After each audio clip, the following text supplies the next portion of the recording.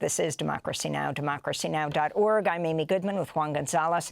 In Gaza, at least 41 Palestinians have been killed in Israeli attacks since midnight, including people targeted by Israeli forces while seeking food.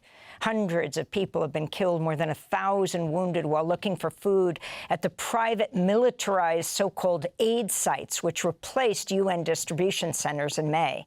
The entire population of Gaza, 2.1 million people, experienced prolonged shortages of food. 500,000 are in a catastrophic situation of hunger, acute malnutrition, starvation, and illness, according to the World Health Organization. This comes as UNICEF's warning Gaza is also on the brink of what amounts to a man-made drought, with children at risk of dying of thirst due to Israel's blockade.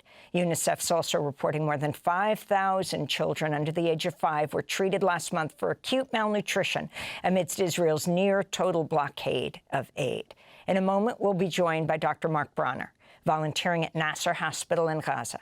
But first, let's turn to a video of him speaking from the hospital.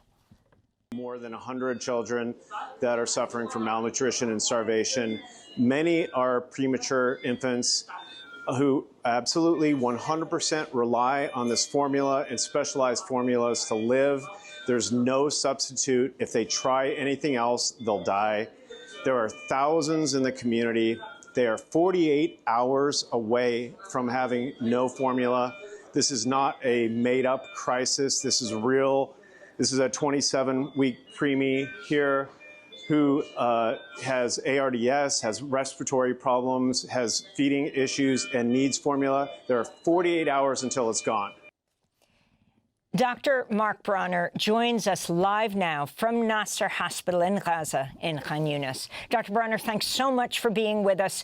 Can you describe the situation? Once again, we're reporting since midnight, 41 Palestinians have been gunned down. Yesterday, on Monday, Israeli forces killed at least 71 Palestinians, including 50 people waiting to receive aid. Can you explain, you have been treating some of the people who were injured. What are their injuries? What is happening?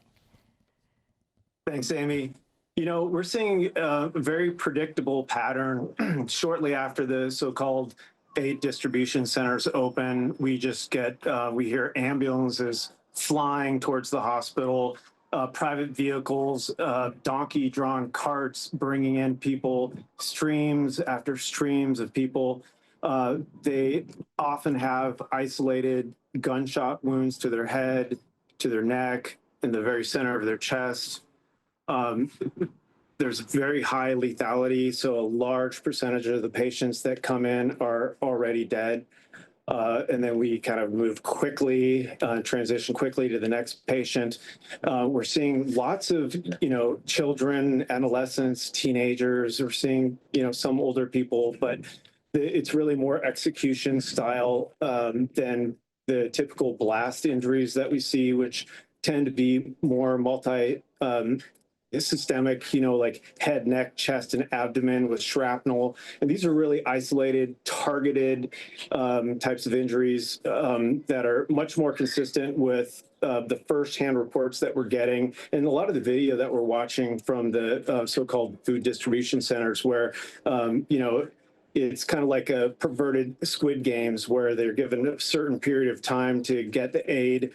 And if there's any chaos, then, they just start opening fire. And then we see it in our facility, 20, 30 minutes later. And Doctor, the Speaker of the Palestinian National Council, Rawi Fatou, said that, he said, quote, "Never in the history of war have pain and hunger been turned into tools for mass murder, aid used as bait for death, and food distribution centers turned into arenas for mass executions." What are you hearing from these patients who live through this or who are wounded by just trying to get food? Yeah, well, they're very aware of the risk. They sit down and, contemplate the risk of going. And, we often will see teenage boys who, want to be heroic for their family and end up going. They are hyper vigilant, and they are, extremely afraid, and they approach with caution, and they're constantly looking for potential areas to dive under in case shooting starts. So it's this really grotesque, frenetic, situation. And yeah, and it's just, they're trying to generate fear, which is part of it, but it really is sort of like displacement by death. And I did a little bit of research myself. I'm not an expert in this area, but I don't think this is, this has never been experienced before in modern history that I can tell. Now, you've worked as a volunteer previously in Haiti and Mozambique and rural Mexico. Yeah. How does Gaza compare? Well, quite frankly, all of these other situations, I think, right after the earthquake in Haiti, things were pretty chaotic, but, Mozambique was, sort of during their early Renaissance and,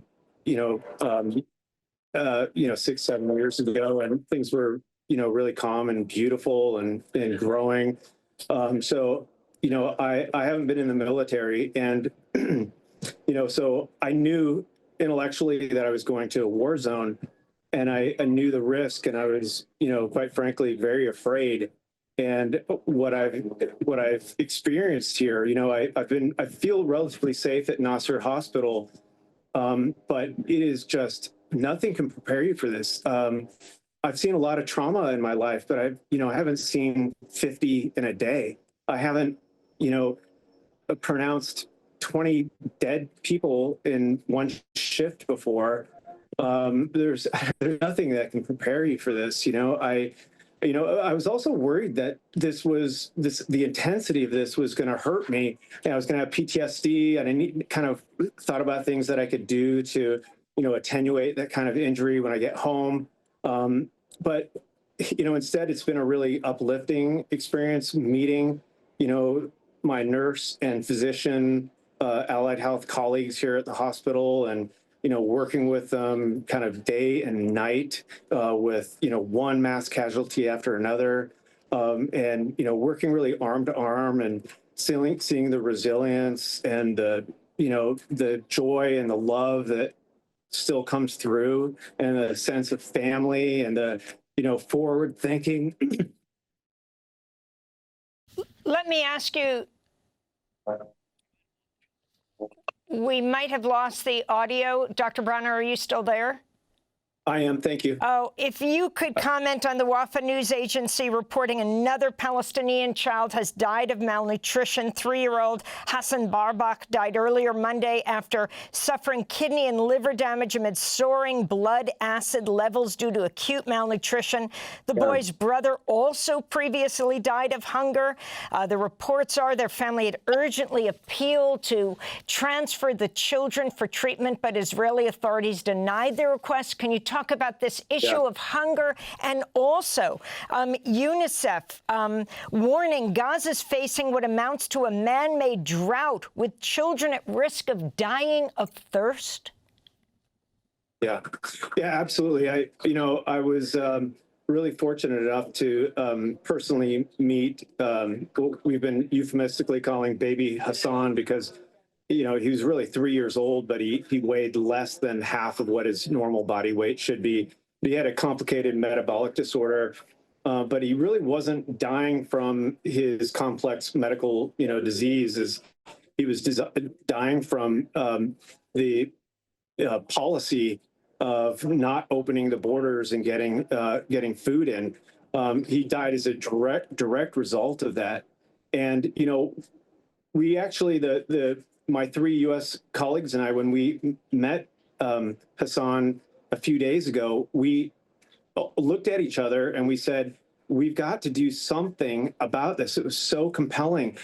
Within 30 minutes, we got the domain name gfc25.org, the Gaza Formula Countdown, for 48 hours. And we started making a very amateurish but heartfelt, plea to the world to try to get in formula, and we were not successful, and baby Hassan died. And I the campaign that we built was, in retrospect, a little bit, amateurish and half-baked, but, there were just 4 American physicians sitting there with this child and feeling, compelled to do something. And what we did wasn't enough, but we're going to continue to kind of build on this and, to demand the opening the borders to food, a specialized formula. So the Freedom Hospital, which is just adjacent to Nasser, they've got 100 children at risk, and these children are at risk day to day because, they never get a month's worth of food in. They get a day or 2 days or 3 days. And so, there's so much stress, unnecessary stress that occurs because of this situation. And we need sustainability. We need to work policy, but this is a much more than a policy level thing. This is, like a humanitarian issue, and we need to, open the borders to food. But as far as the scarcity of water, that is, I believe it. Humans can go, months without food, but we can only go 3 days without water. And but I have not personally seen that yet. We see the community streaming in 24/7 with water containers and vessels to fill their water with potable water and leaving. Right now I'm viewing 3 or 4 dozen people walking away with water cans right now. So that is very possible. I believe that reporting. It makes sense to me, but I have not yet personally witnessed that. Thanks for watching Democracy Now! On YouTube. Subscribe to the channel and turn on notifications to make sure you never miss a video. And for more of our audience-supported journalism, go to democracynow.org, where you can download our news app, sign up for our newsletter, subscribe to the daily podcast, and so much more.